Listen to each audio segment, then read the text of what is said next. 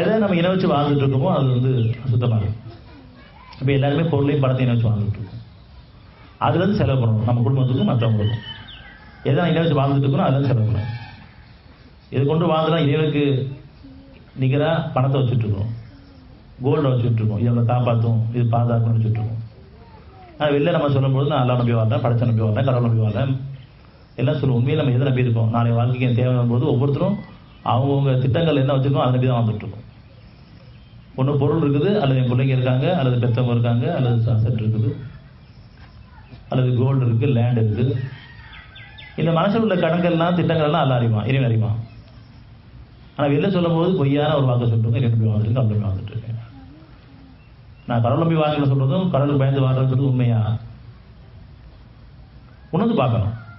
உண்மையிலேயே நம்ம கடவுளுக்கு பயந்து வாழ்றோமா, அல்லது கடவுள் நம்பி வாழ்றோமா, இறை நம்பி வாழ்றோமா, இறை பயந்து வாழ்றோமா. ஆனால் வெளிப்படையாக வேஷங்கள் நம்ம போடுறோம், நான் இறைவன் பயந்து வாழ்ந்தேன். ஒவ்வொருத்தரும் ஒரு வழிமுறைகளில் போட்டுக்கிறோம்.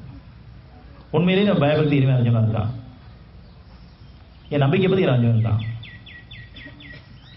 எல்லாருடைய மனசும் ஏதோ ஒரு வகையில் அதை பல வகையில் பொருளடிப்பில் தான் இருக்க வெளியே, உருவம் நடிப்பில் தான் இருக்க வெளியே. இறைவனை காப்பாற்றுவா எப்போ வரும்னு சொன்னால் எதுவுமே எனக்கு உதவாத போது அப்போ தான் நினைப்போம். நான் இதெல்லாம் சேர்த்து வச்சு எனக்கு பயனில் அளிக்கலையோ, எனக்கு அமைதி கொடுக்கலையோ, ஆரோக்கியம் கொடுக்கலையோ, கடவுளே இறைவனே அப்போ தான் உண்மையாக கூப்பிடுறோம்.